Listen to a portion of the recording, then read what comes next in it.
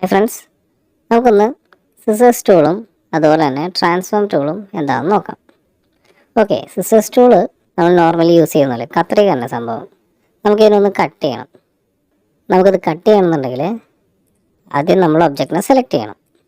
Okay, ഒബ്ജക്റ്റിനെ select ചെയ്തിട്ട് scissors tool എടുക്കുക. ജസ്റ്റ് ഒന്ന് ക്ലിക്ക് ചെയ്യാം. ആ ഒരു പോയിൻ്റ് ക്ലിക്ക് ചെയ്യണം. ദെൻ എവിടെയാണോ എങ്ങനെയാണോ ചരിവ് വേണ്ടത് അതുപോലെ വീണ്ടും ക്ലിക്ക് ചെയ്യാം. ഓക്കെ, ഇപ്പം തന്നെ ജസ്റ്റ് ഒരു പാട് നിങ്ങളിവിടെ കാണുന്നുണ്ടല്ലേ? ഓക്കെ, കണ്ടോ? ഇതിവിടെ കട്ടായതിൻ്റെയാണ് അങ്ങനെ പാട് കാണുന്നത്.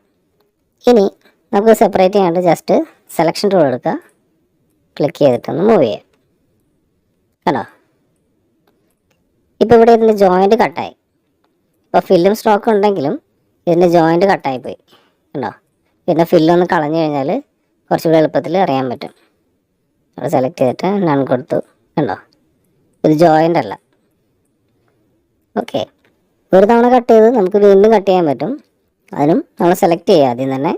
എന്നിട്ട് സിസേഴ്സ് ടൂൾ എടുക്കുക, ക്ലിക്ക് ചെയ്യുക, പോയിൻ്റ് ക്ലിക്ക് ചെയ്യുക, സെലക്ട് ചെയ്തിട്ട് മൂവ് ചെയ്ത് നോക്കുക. ഇവിടെ ഇങ്ങനെ കട്ടായത് വേറെ ഒന്നും കൊണ്ടല്ല, നമുക്കിവിടെ വേറെ സ്റ്റോക്കൊന്നും ഇല്ലായിരുന്നു, ജോയിൻ്റ് അല്ലായിരുന്നു. അതുകൊണ്ടാണ് നമുക്ക് ഇവിടെ നിന്ന് ഇങ്ങനെ കട്ടായിട്ട് വന്നത്. ഓക്കെ, സിസേഴ്സ് ക്ലിയർ അല്ലേ? ഓക്കെ, ഇനി അതുപോലെ തന്നെ ട്രാൻസ്ഫോം ടൂള്, ഫ്രീ ട്രാൻസ്ഫോം. നമ്മൾ ഫോട്ടോഷോപ്പിലൊക്കെ പഠിച്ചിട്ടുണ്ട് ഫ്രീ ട്രാൻസ്ഫോം എന്താണെന്ന്. നമ്മളവിടെ യൂസ് ചെയ്തിരുന്ന Ctrl+T ആണ്. പക്ഷേ ഇവിടെ വെറുതെ പ്രസ് ചെയ്ത് കഴിഞ്ഞാൽ നമുക്ക് ട്രാൻസ്ഫോം ടൂൾ കിട്ടും. ഓക്കെ, ട്രാൻസ്ഫോം ടൂളിലേക്ക് വന്നു കഴിയുമ്പോൾ നമുക്ക് നേരത്തെ യൂസ് ചെയ്തിരുന്ന കാര്യങ്ങളൊക്കെ തന്നെ വലുതാക്കാനും ചെറുതാക്കാനൊക്കെ തന്നെ. ഓക്കെ, റൊട്ടേറ്റ് ചെയ്യണമെങ്കിലൊക്കെ റൊട്ടേറ്റ് ചെയ്യാം. നമുക്ക് സെലക്ഷൻ ടൂളും ഇതെല്ലാം ചെയ്യാൻ പറ്റും. പക്ഷേ ഈ ഒരു റൊട്ടേറ്റ് ചെയ്യാന്നുള്ളത് ഈ ടൂള് കുറച്ചൊന്ന് മാറി നിന്ന് കഴിഞ്ഞാൽ റൊട്ടേറ്റ് ചെയ്യാൻ പറ്റില്ല. കണ്ടോ? സെലക്ഷൻ ടൂളാണെങ്കിൽ കുറച്ച് ടൂൾ ഇങ്ങോട്ട് മാറിക്കഴിഞ്ഞാൽ റൊട്ടേഷൻ കിട്ടില്ല. അതിൻ്റെ അടുത്തേക്ക് വന്നാലാണ് റൊട്ടേഷൻ കിട്ടുള്ളൂ. പക്ഷേ ട്രാൻസ്ഫോം ടൂളാണെങ്കിൽ നമ്മൾ മൗസ് പോയിൻ്റ് എത്ര ദൂരത്തേക്ക് പോയാലും ആ ഒരു കർവ് നമുക്കവിടെ ചെയ്യാൻ പറ്റും.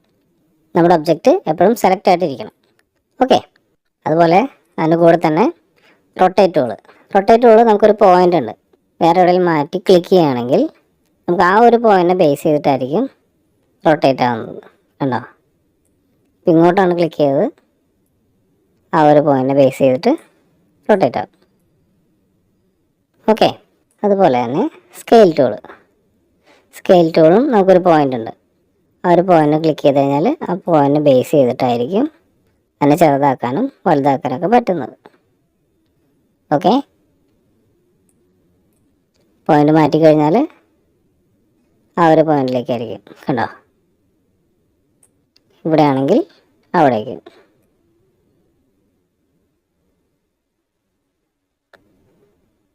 ഓക്കെ അല്ലേ?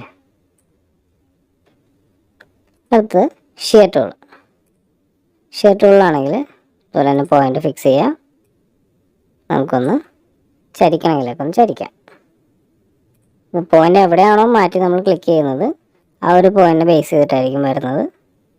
കണ്ടോ? ഓക്കെ, ക്ലിയർ അല്ലേ?